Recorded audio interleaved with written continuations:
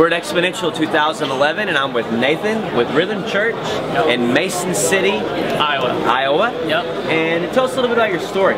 Well, my wife grew up about a half hour from Mason City, and for about 5 years I was on executive staff of the church in Missouri. And for a while we've been praying about planting a church. And originally I wanted to plant in a college town, you know, like Madison or Iowa City. And we really felt God was kind of pulling us towards some areas that people are planting churches. Right. More of a rural area. And so we moved to Mason City a year and a half ago, and it was my wife and I and another couple, our worship leader. And that was it. And within 6 months we had about 20 people on our launch team. And last summer we did 4 preview services, and that 20 soon became 50 and 60, and then by the time we launched 7 months ago in September, and we had about 190 people there. That's great. Which, of course, the next week about half that many were there. So in the last 7 months we've steadily grown, and this past Easter we had about 185 people. That's great. But it's an interesting area. Even though the city is about 30,000 people, there weren't a lot of churches trying to reach 20-somethings and 30-somethings. It's more Lutheran and Catholic, Methodist. And that was a big part of why we went there, and I think why God has called us to be there. Great. Let's talk a little bit about the that pre-launch time. You've been there 18 months. You've been meeting as a church for 8 months. So there's 10 months building up to that. You talked about putting together your core team. What did that look like? You guys moved in. Your worship leader moved as well at the same time. Yeah, they were already there for a couple years. Okay. And then, so what did that process look like? You're building your network. How does that work? What did that look like? Well, I'm bivocational. My bachelor's degree is in architecture, so that pays the bills. He's an electrician. I see. But it seemed like every day we were trying to meet people. My wife works in a coffee shop, but whether it's Buffalo Wild Wings with UFC, Perkins, it didn't matter. We were constantly talking to people. And what we found was, as we talked to people about church, they had a preconceived idea of what church was, and often our vision and what we want to do is what's different. So that was appealing to them.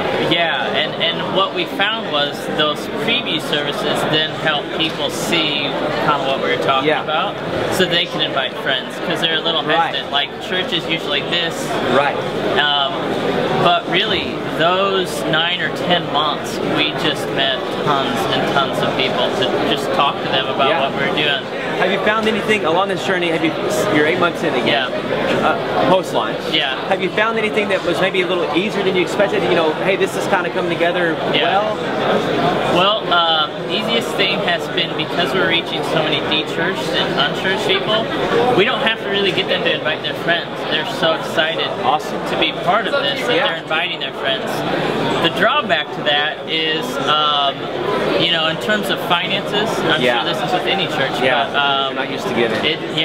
Not at all. And that has been a huge challenge, where we're just like, kind of, and it really, if it wasn't for external support from other churches, we wouldn't be able to do it. Now, you're in association with Converge. Why don't you tell the planners out there the great things about Converge? It's a great ministry. Let them know about that. Converge Worldwide is about 1,200 churches in the U.S., and we're in the Minnesota-Iowa conference, so there's about 40 in Iowa, and I think like 140 in Minnesota. John Piper, I think, is part of it.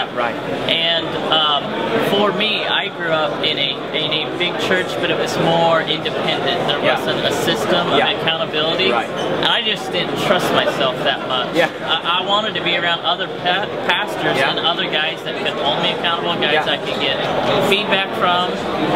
I know a lot of church planners try to get coaches, but we really didn't go down that route. I think that's really, really helpful. for me, the kind of person I would love to have is like 3 months with a guy who's 60.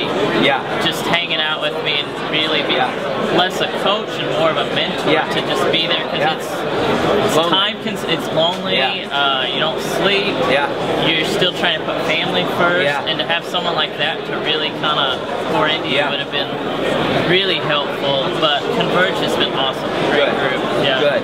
Okay, so it's Nathan, Rhythm Church, and how can they find you online? Rhythmchurch.org. Okay. Yeah, we've got a sweet website, and And then if somebody is wanting to play in maybe a non-urban setting or non-suburb setting, you'd be happy to talk with them. I would love to talk. Great. Yeah. Great. Thank you so much for your time, Nathan. Thanks a lot. Appreciate it. All right.